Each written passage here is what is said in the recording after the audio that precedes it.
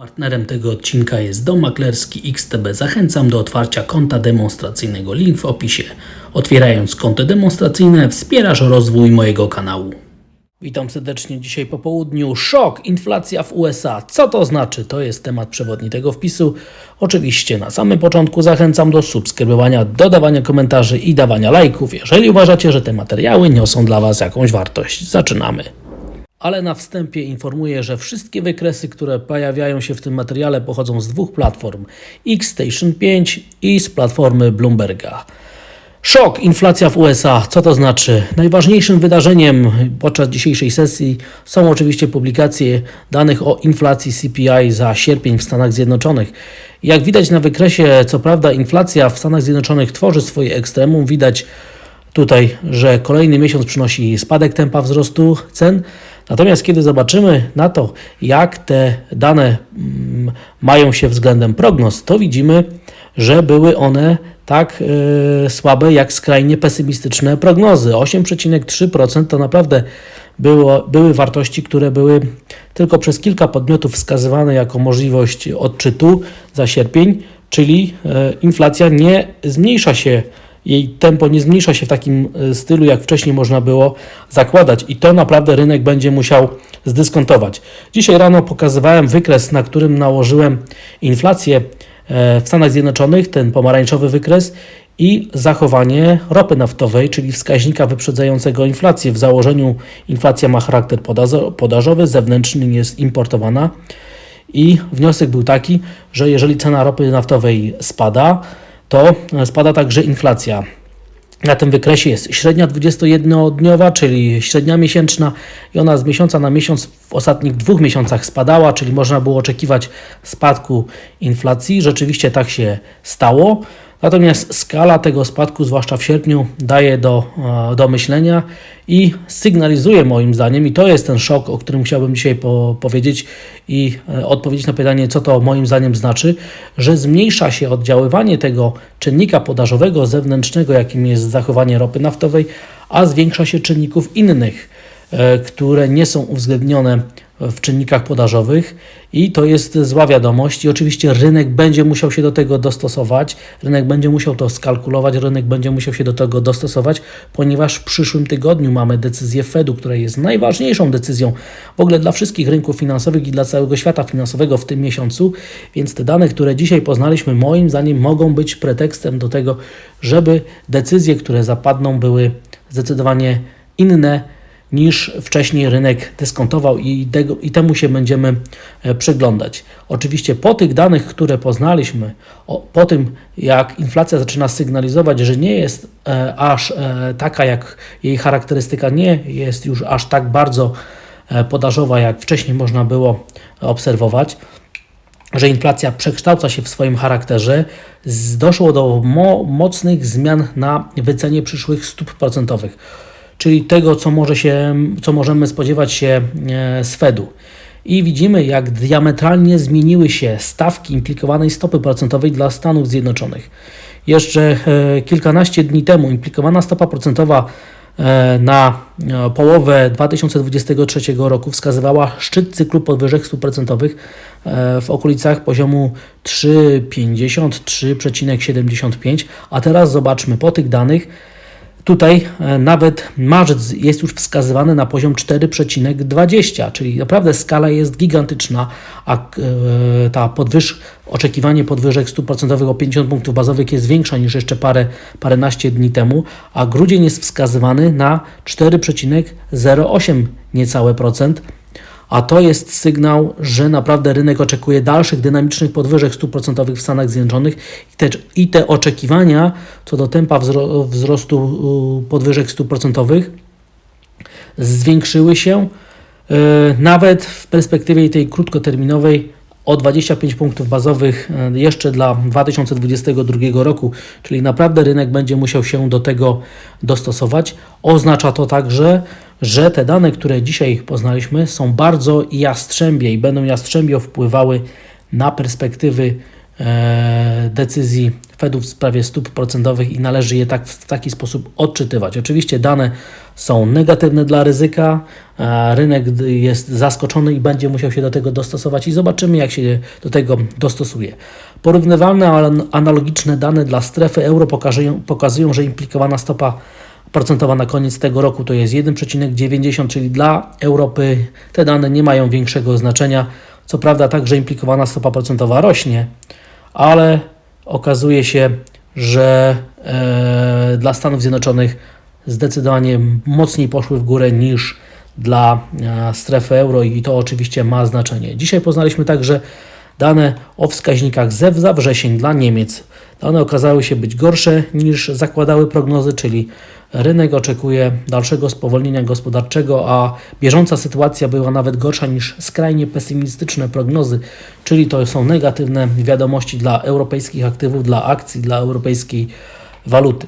Poznaliśmy także z ciekawych danych o stopie bezrobocia w Wielkiej Brytanii. Jest ona najniższa 1974 roku, czyli widać, że także dla Wielkiej Brytanii spowolnienie gospodarcze nie prowadzi teraz do wzrostu stopy bezrobocia i do pogorszenia się sytuacji na rynku pracy. Te odczyty są bardzo interesujące. Natomiast teraz już przejdźmy do reakcji rynkowych, ponieważ są one znaczące i mają wielkie znaczenie. Po tych danych, a tworzę ten materiał około godziny 14:45, rentowność amerykańskich obligacji wystrzeliła ponad 15 punktów bazowych na amerykańskich T-Notes. Mamy nowe rekordy fali wzrostowej i zbliżamy się w ogóle do rekordów Bessy na amerykańskich obligacjach. Mamy także wzrosty rentowności niemieckich obligacji. Rentowności także idą w górę, ale jeszcze oczywiście nie pokonaliśmy tych maksimów sprzed 2-3 dni. Natomiast moim zdaniem wskazanie tendencji jest także ku temu, żeby je pokonać wkrótce, czyli poziom 1,80%, żeby został pokonany.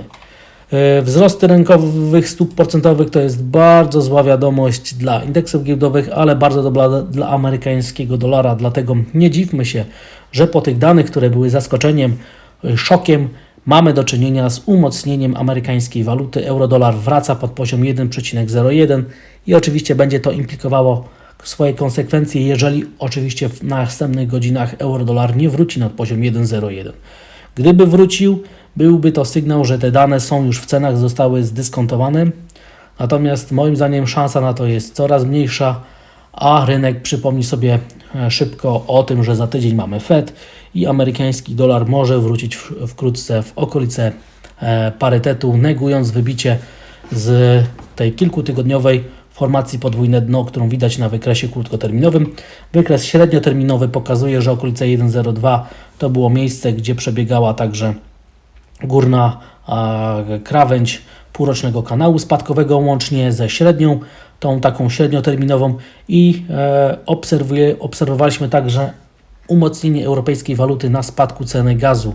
Także to ma pewnego rodzaju przełożenie na wycenę amerykańskiej i europejskiej waluty, natomiast na chwilę obecną zdecydowanie wygrywa tendencja mówiąca o tym, że średnia, ta 50-sesyjna, która jest widoczna na wykresie, działa łącznie z kanałem spadkowym i oczywiście fundamentalnie poprzez te zwiększenie prawdopodobieństwa dalszych podwyżek stóp procentowych w Stanach Zjednoczonych amerykański dolar może znowu wrócić w okolice parytetu i tam czekać na środowy Fed za tydzień na godzinę 20 czasu europejskiego. To, co się dzieje na amerykańskim dolarze plus to, co się dzieje na rentownościach, oczywiście powoduje dynamiczny ruch na dolar-jenie. Dolar-jen wraca do tendencji wzrostowych i prawdopodobnie będziemy atakować ostatnie maksima. Także zmiana jest tutaj także fundamentalna i oczywiście sprzyja temu, żeby obserwować dalsze osłabienie jena japońskiego. Dane, które zwiększają rynkową stopę procentową, zwiększają szanse na dalsze podwyżki stóp procentowych, są oczywiście negatywne dla europejskiej, a zwłaszcza amerykańskiej akcji, dlatego nie dziwmy się, że futures na indeks S&P spada mocno i prawdopodobnie będziemy dzisiaj znowu testować psychologiczne wsparcie 4000 punktów. Jeżeli uda się obronić poziom 4000 punktów, to wsparcie to prawdopodobnie będzie to sukces byków. Natomiast każdy spadek poniżej poziomu 4000 punktów będzie dawał nam pretekst do tego, żeby wrócić nawet do scenariuszy prospadkowych w krótkim terminie, czyli psychologiczny poziom ma tutaj teraz duże znaczenie. Podobnie zachowuje się indeks DAX w Europie. Tutaj tendencja spadkowa jest także dobrze widoczna. Natomiast cofnięcie na Bitcoinie jest małe, na razie niewielkie. Broni się piątkowe zamknięcie, czyli poziom 21 600 dolarów jest punktem odniesienia. Jeżeli spadniemy poniżej, to Bitcoin także będzie wskazywał na to, że ryzyko jest generalnie sprzedawane. Natomiast na chwilę obecną pewnego rodzaju nadzieje popytu mogą być związane z tym, jak zachowuje się Bitcoin, który tak jakby nie wierzył w ten ruch, który jest na futures, na indeks S&P w momencie tworzenia tego wpisu około godziny 14:45, godziny 15 czasu europejskiego. I warto także obserwować, co się dzieje na cenie złota, która jest ściśle powiązana z amerykańskim dolarem i oczywiście rentownościami. W tej sytuacji, kiedy amerykański dolar się umacnia, rosną rynkowe stopy procentowe, jest to negatywne środowisko dla ceny złota. Dlatego nie dziwmy się, że cena złota teraz spada i być może będziemy wkrótce świadkami kolejnego testu psychologicznego poziomu 1700 dolarów. Co dalej się wydarzy, zobaczymy. Wsparcie ma coraz większe znaczenie. Przypominam, w tym rejonie przebiega dwuletnia linia szyi, formacji podwójny szczyt, więc wydarzenia w tym miejscu mają ogromne znaczenie, ale bez dalszego wzrostu rentowności i umocnienia amerykańskiego dolara raczej trudno sobie wyobrazić, żeby ten poziom został przełamany. No i teraz warto na samym końcu tego materiału zobaczyć, co się dzieje na polskich aktywach. Czyli fakt, że doszło do umocnienia amerykańskiego dolara, zanegowania pozytywnych tendencji na euro-dolarze powoduje oczywiście osłabienie krajowej waluty. Wracamy nad poziom 4,70 na euro złotym. Obserwujemy także bardzo dynamiczne wzrosty na parze dolar do złotego. W tym wypadku poziom 4,70 także może być wkrótce testowany. Wygląda na to, że dolar złoty potwierdził istnienie i znaczenie tej kilkunastotygodniowej, 3-miesięcznej linii trendu wzrostowego. Teraz, jeżeli uda się wrócić nad poziom 4,70, to zanegowane będą także prospadkowe sygnały w krótkim terminie, ale co jest bardzo ciekawe, dzisiaj polskie obligacje sygnalizują nam, że cały czas są relatywnie kupowane, tak jakby każde takie osłabienie krajowej waluty było okazją inwestycyjną dla inwestorów zagranicznych do wchodzenia do polskich aktywów. O godzinie 14 dzisiaj poznaliśmy dane o rachunku bieżącym. Były one bardzo zbliżone do prognoz, czyli nie mają one praktycznie żadnego znaczenia dla wyceny polskich aktywów. Na wykresie tym długoterminowym obserwujemy, jak zmienia się rachunek bieżący w stosunku do PKB. Skala nie jest jeszcze aż tak duża, jak była jeszcze 10 lat temu, dlatego generalny deficyt jest ostatnio zneutralizowany tą nadwyżką, która była w poprzednim roku obserwowana. Czyli tutaj stabilizacja na rachunku bieżącym nie pozwala twierdzić, że zachowanie złotego będzie tożsame z zachowaniem węgierskiego forinta. Jeszcze raz przypominam, węgierski forint jest mocno sprzedawany także z powodu fundamentów, nie tylko małych rezerw banku centralnego, ale także wielkim deficytem na rachunku bieżącym węgierskim. W Polsce tego nie ma. Tutaj rachunek bieżący po uwzględnieniu FDI, czyli inwestycji bezpośrednich, jest cały czas jednak na plusie, więc nie ma się czym przejmować. Te dane nie mają większego znaczenia dla krajowej waluty. I na koniec oczywiście polska giełda, która także zaczyna nurkować i wygląda na to, że w rejonie, w którym teraz się znajdujemy, możemy doczekać na decyzję Fedu w sprawie stóp procentowych, a ostatnie maksima będą punktem odniesienia, będą oporem, którego pokonanie otworzy perspektywę wzrostową. Na chwilę obecną ostatnie maksima stają się oporem, a punktem wsparcia, odniesienia w przypadku spadków jest poziom psychologiczny 1500 punktów i zobaczymy, który poziom szybciej zostanie pokonany. W tą stronę rynek powinien dalej ruszyć. Dziękuję za odsłuchanie tego materiału. Zachęcam do subskrybowania, dodawania komentarzy i dawania lajków. Jeżeli uważacie, że te materiały niosą dla Was jakąś wartość, i oczywiście widzimy się i słyszymy jutro o poranku. Wszystkiego dobrego i życzę stopy zwrotu.